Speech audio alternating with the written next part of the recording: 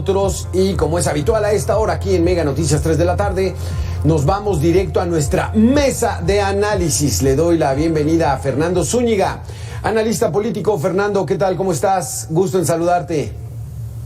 Hola Alberto, ¿cómo estás? Buenas tardes, un gusto saludarte a ti y al auditorio. Vaya jornada la de ayer, domingo 5 de junio, donde algunas cosas estaban medio previstas, pero siempre es digno para empezar el análisis, ¿verdad?, de toda una jornada electoral, y sobre todo con estos programas sociales que muchas veces tienen un uso electoral. Fernando, el tema particular de Sembrando Vida, ¿habrá influido de alguna manera en el electorado? ¿Hubo un uso electoral? ¿Hay indicios de eso? Fíjate que, bueno, pues primero que nada, sí, qué jornada la de ayer, una jornada pues complicada en términos de participación ciudadana, porque ya lo vemos que cayó bastante la participación ciudadana, pero muy interesante en términos de resultados. Déjame entrar a la materia de análisis esta tarde. Un tema muy delicado siempre es el uso de los programas sociales con fines electorales. Tradicionalmente siempre se dice que la presencia de un programa social puede influir positivamente en favor del partido que tenga en ese momento el ejercicio de gobierno, ¿no? Y esto ha sido así desde hace muchos años, es decir, recordaremos que tienen la leyenda famosa de este programa es público, ajeno a cualquier partido político, ¿no? No puede usarse para otros fines que no sean los establecidos en el programa. Realmente esta leyenda y toda la estructura jurídica están encaminadas a proteger que los programas sociales no se utilicen en perjuicio de la equidad en las contiendas. Pero lo cierto es que los programas sociales tienen o siguen teniendo una buena carga de estructuras clientelares que a la hora de las elecciones se movilizan, ¿no? Uno sabe de esto, pero difícilmente puede probarlo. Entonces te metes en un dilema como del gato que quiere atrapar al ratón, pero no sabe si el ratón existe, pero lo sigue buscando. Es decir, el delito electoral existe, la legislación está cuidando que los programas sociales no se utilicen para fines electorales, pero resulta que en cada elección hay continuos llamados de la oposición, la que sea, a el uso indebido de programas sociales. Y lo cierto también es que la gente, la ciudadanía resiente siempre la posibilidad de perder los apoyos que da el gobierno si la candidata o el candidato oficiales no ganan la elección. Eso está latente. Sí. El verdadero problema jurídico, Alberto, está en lo que decimos los abogados, el acervo probatorio. ¿Cómo pruebo que los programas sociales realmente estén utilizándose? Y te lo digo porque no es como que te vayan a mandar una carta por escrito firmada por el titular diciendo que si no ejerces el voto en favor del partido X te quitan el apoyo C. En realidad todo esto se da en una estructura cercana, ¿no? En una estructura, déjame decirlo así, de boca a boca. Se vuelve un rumor que parece chisme, pero que más que chisme parece amenaza. Sí. Y todos son dimes y todos son diretes, y el acervo probatorio que tienen los candidatos o candidatas de la oposición realmente es muy, muy frágil para sostenerse en una acusación tan grave, ¿no? Exacto. Aquí hay una situación particular, Fernando Zúñiga. Los programas sociales van dirigidos a un universo particular de personas que pueden ser votantes, pero hay otro universo que no recibe programas sociales, y lo que vimos ayer es de que hubo muy poca participación en muchas entidades. Entonces quiere decir que si le dejan a ese universo de los beneficiarios de los programas sociales como Sembrando Vida, pues bueno, aténganse a las consecuencias. Totalmente. Es que el gran temor de tener una estructura clientelar o de convertir un programa social en una estructura clientelar es que en el fondo lo que tienes es una estructura de movilización, déjame decirlo así, incluso parapartidista o del partido, ¿no? Y entonces, con una baja participación de la ciudadanía que no se encuentra vinculada a ninguno de los programas, la movilización de las estructuras que sí lo estén puede hacer una diferencia importante en los resultados electorales, y ese es siempre el gran temor, ¿no? Lo que dices es cierto, tenemos entidades como Quintana Roo, Oaxaca, donde la participación ciudadana es de apenas el 39%. Y déjame concentrarme en Oaxaca, porque Oaxaca es típicamente una entidad que tiene muchos problemas en términos socioeconómicos, es decir, es una entidad donde se requiere mucha asistencia social gubernamental, y donde esta asistencia social gubernamental a través de los programas sociales puede convertirse en un factor dentro de la equidad de las contiendas electorales. Entonces, no es un tema menor que debe revisarse. Claro. Me parece que la revisión no está en el plano de la ley, porque la ley ya ha puesto todos los candados que se han, déjame decirlo así, que se han pensado y que hemos ideado a lo largo de nuestra historia, pero algo está fallando en que es este rumor que todo el mundo sabe que pasa, pero claro, nadie puede probarlo. Es decir, no podemos afirmarlo porque no tenemos prueba, pero no dudamos de que suceda porque tampoco tenemos dudas, ¿no? Exacto. No podemos ser tan cándidos, pero el programa social tiene una función: ayudar a los que menos tienen. Y bueno, el gobierno dice, pues de ahí sacarle un poco de raja política, raja electoral, ventaja, pues para favorecerse. Yo creo que eso está claro para todos. El problema es de que si la gente no vota, pues entonces estaremos con los gobernantes que decidan los beneficiarios de los programas sociales. Esto que dices es bien importante. O sea, no debemos ser ingenuos y pensar que la labor de gobierno no se traduce necesariamente en que toda esta gestión gubernamental en buenos resultados, en apoyos sociales, es natural que se traduzca en un apoyo popular para esa fuerza política. Y eso me parece que está dentro de los juegos democráticos, ¿no? Claro. Está dentro del juego de una contienda equitativa, porque si todos pueden acceder a ser gobierno y durante las gestiones lo haces bien, pues tendrás naturalmente un apoyo. El tema está en la libertad que tiene la ciudadanía para decidir eso. Porque lo que no se vale es que bajo la amenaza de si pierdo te quito el apoyo social, o bajo una nueva modalidad de amenaza que es si gano amplío mis redes de protección de programas sociales, que eso también se presentó en estas elecciones. Nosotros lo vemos mucho hacia el lado negativo: si pierdo te lo quito. Pero ¿qué tanto influye el decir que yo llegue va a traer estos programas porque mira, vamos a tener mejor entendimiento con la fuerza política tal porque somos del mismo color?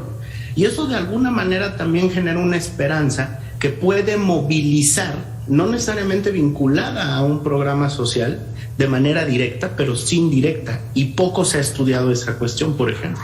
Sí, exacto, porque como bien dices, va relacionado el buen trabajo de un gobierno, una buena administración, con hacer una oferta a la ciudadanía de que estamos haciendo las cosas bien, pues sigan con nosotros. Entonces, pero, y como bien dices, no hay indicios de que, por ejemplo, un programa como Sembrando Vida tenga un uso electoral directo. No sabemos cómo están las entrañas, pero finalmente hay un padrón electoral mucho más grande de los beneficiarios de Sembrando Vida, o de Jóvenes Construyendo el Futuro, o el apoyo a los adultos mayores. México es mucho más grande, y entonces si esa ciudadanía está criticando el uso electoral pero no participa, pues entonces que se atengan, ¿no?, a las consecuencias. Pues sí, el ejercicio, realmente el poder de la ciudadanía está en ejercer nuestros derechos político-electorales. El que más conocemos es el derecho a salir a votar. Existen muchos otros, pero ese es evidentemente el más franco. Entonces, cuando tú te enfrentas a resultados con tan poca participación ciudadana, claro, creo que la ciudadanía debemos preguntarnos por qué no lo estamos ejerciendo. Y las autoridades electorales también tendrán que hacer un análisis y una autocrítica, porque en el fondo, Alberto, no se trata solo de lo que dejamos pasar por no participar. Déjame traducirlo en pesos y centavos. Las elecciones cuestan lo mismo con independencia de la cantidad porcentual o real de ciudadanía que participe. Sí. Entonces, técnicamente estamos tirando también dinero público a la basura. Déjame ponerlo en un ejemplo. Si yo hago una fiesta e invito a 100 personas, pues yo ya la pagué para 100 personas. Si llegan 5, pues sí me va a quedar un montón de comida, un montón de recursos, pero ya los ejercí y eso es lo que está sucediendo con nuestra democracia.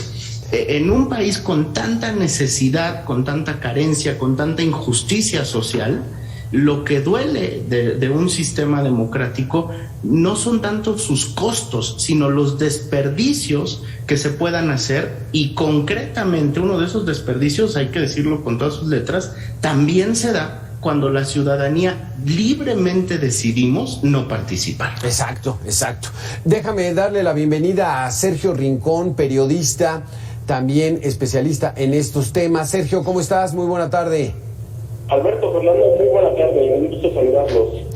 No sé si estás escuchando esto, pero es difícil de tratar de encontrar la manera de que un programa como Sembrando Vida pueda tener un uso electoral. Pero la situación está de que hay mucha gente que no va a votar, nos cuestan mucho las elecciones, y que entonces no se quejen de que los pocos beneficiarios que puedan estar manipulados sean los que decidan, Sergio.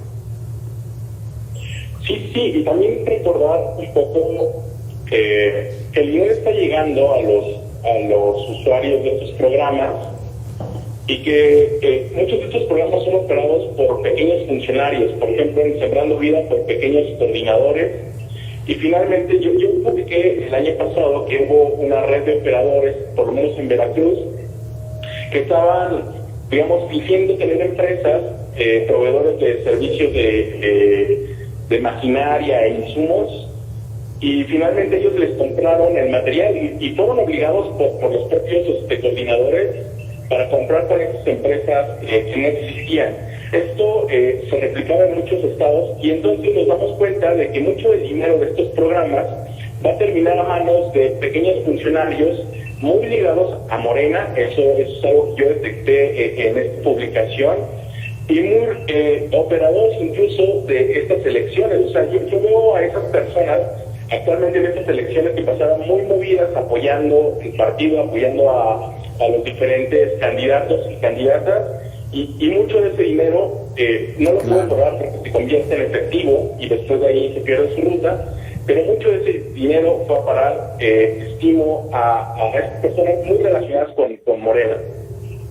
Está interesante esto que nos cuenta Sergio, porque finalmente los políticos deberían tener mucha ética, deberían ser muy responsables, pero bueno, les gusta el poder, les gusta detentar el poder, mantenerlo, y entonces hacen esta serie de mecanismos. Pero ahí es donde entra la situación, donde se rebasa lo jurídico, lo legal, al hacer este tipo de cosas, que están aplicando un programa social, pero por ahí también aceitando el beneficio electoral. ¿No es así, Sergio? Así es, incluso se rodean de estas personas que se convierten en servidores de la nación, o en coordinadores del programa, o en personas que apoyan técnicamente el programa y que no tienen realmente un sueldo o una relación de trabajo con el gobierno, pero sí se van formando en estos cuadros que posteriormente se utilizan en las elecciones, o se utilizan porque cuando hay alguna campaña, además se requiere de mucha gente y se requiere alimentarlas y se requiere de darles algún sueldo. Y yo creo que aparecen ahí siempre en este tipo de elecciones. Incluso lo veíamos en estas elecciones que había diputados del Estado de México en Aguascalientes, ¿no? Que ahí incluso detuvieron a un diputado local. Siempre se mueven así estos cuadros que siempre le sirven al partido en las elecciones. Y ahí no vemos a un candidato o candidata diciendo, no, este personaje participó en un acto o un posible acto de corrupción en un programa social. No lo vemos, que lo alejan, al contrario, siempre están más cerca. Pero aquí volvemos a lo mismo, Sergio. Por ejemplo, una de las grandes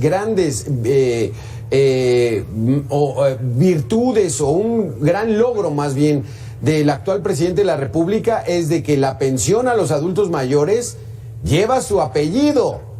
es la pensión que me dio López Obrador. Y entonces en política, pues en política eso está dentro de lo correcto, porque realmente no lo da él. Lo damos todos los que pagamos impuestos, pero la gente lo relaciona de inmediato, Fernando. Totalmente, Alberto. O sea, el marco jurídico está diseñado para que estos programas sociales no puedan ser personalizados, ¿no? La Constitución, desde su artículo 134, lo que nos dice es: no podemos personalizar, hacer promoción personalizada a partir del uso de recursos. Pero lo que no puede controlar la Constitución es cómo se maneja en el argot popular. Porque en el argot popular es la pensión que da Andrés Manuel.